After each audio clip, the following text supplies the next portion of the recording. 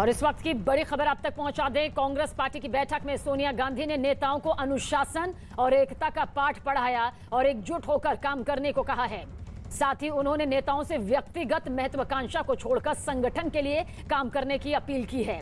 दरअसल आलाकमान भी इस बात को बखूबी जानता है कि आने वाले वक्त में कई राज्यों में विधानसभा चुनाव है। ऐसे में एकता कितनी ज्यादा जरूरी है, एकजुटता पार्टी में बरकरार रखने की बात सोनिया गांधी की तरफ से कही गई है। दरअसल जिस तरह से कांग्रेस के अंदर खेमे से मनमुटाव लगातार सामने आता रहा है और इसे विरोधी पार्टियां निशाने के तौर पर इस्तेमाल भी करती रही हैं, उसके चलते कहा जा सकता है कि सोनिया गांधी इस बात को बखूबी समझती हैं कि जब तक ये एकजुटता पार्टी में नजर नहीं आएगी तब तक जनता का समर्थन उनके पास नहीं होगा। अरुण सिंह हमारे सहयोगी ज्यादा जानकारी के लिए। अरुण, क्या कुछ कहा जा सकता है? सोनिया गांधी इस बात को बखूबी समझती हैं कि आने वाले वक्त में विधानसभा चुनाव कई राज्यों में है, अगर वहां पर अपनी पैठ कायम करनी है, जीत हासिल करना है, तो अनुशासन, महत्वाकांक्षा को परे रखना, एकजुटता पार्टी के लिए बहुत जरूरी है, जिसकी सबसे बड़ी कमी नजर आती है इस वक्त पार्टी में।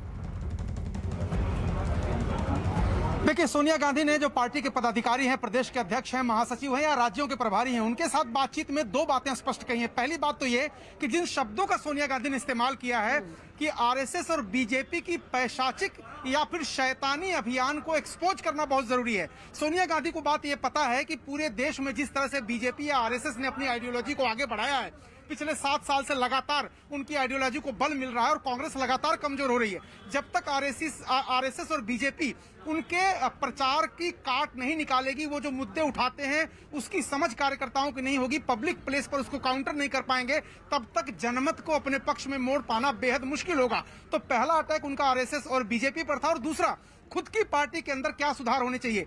G23 के नेताओं सहित सिद्धू भी इस बैठक में मौजूद हैं। उन सबको नसीहत दी सोनिया गांधी ने कि अगर आप आपस में लड़ते रहेंगे, व्यक्तिगत महत्वाकांक्षा को संगठन के ऊपर तरजीह देंगे, यानी संगठन को पीछे रखेंगे, खुद के पद के लिए या खुद के एक्सपोजर के लिए आगे आएंगे, अनुशासन नहीं होगा, एकता नहीं होगी, तो पार्टी आगे नहीं बढ़ेगी। साथ ही साथ वो ये भी कहती है कि नीतिगत तमाम मुद्दे हैं जिन पर एआईसीसी सर्कुलर भेजती है, उसके बावजूद राज्य स्तर के नेताओं के विचार में स्पष्ट मत नहीं दिखता।